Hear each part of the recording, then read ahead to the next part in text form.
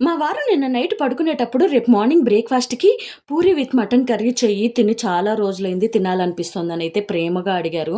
ఇంక అంత ప్రేమగా అడిగిన తర్వాత చేయకుండా ఉంటానా? రేపు మార్నింగు మటన్ తీసుకురా చేసి పెడతాననైతే చెప్పాను. ఇంక అందుకే ఈరోజు మార్నింగ్ తొందరగా లేచి ఇంట్లో పనులన్నీ తొందరగా అయిపోగొట్టుకొని, పూరి పిండి గూడా కలిపి సిద్ధంగా అయితే పెట్టుకొనున్నాను. మా వారు లేస్తే మటన్ తెస్తే కర్రీ చేయడానికి. కానీ మా వారు లేచి బ్రేక్‌ఫాస్ట్ ఏంటి ఈరోజు అని అడిగారు. ఇంకంతే చూడండి నా నెత్తి మీద బాంబు పడినంత పనైంది.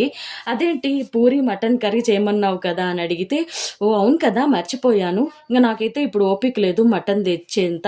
ఇంకేదన్నా కర్రీ అయితే చేసి పెట్టేయి అనన్నారు. ఇంకేముంది ఆలు తప్ప ఇంకేం లేదనైతే చెప్తే, ఆలు బఠానీకాయ అయితే కలిపి చెయ్యి చాలా టేస్టీగా ఉండాలని అయితే చెప్పారు. ఇంక తప్పేదేం లేక అదే చేశాను.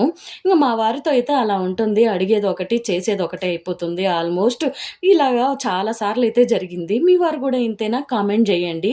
ఏ మాటకి ఆ మాట పూరి విత్ ఆలు కర్రీ మాత్రం సూపర్‌గా వచ్చింది. ఇలా చేస్తూ ఉంటే మా వాళ్ళు అలా కంప్లీట్ చేస్తూ ఉన్నారు. ఇంక అందుకే అన్నీ ఒకేసారి అయితే చూపించలేకపోయాను. మీరైతే వీడియోని లైక్ చేయండి.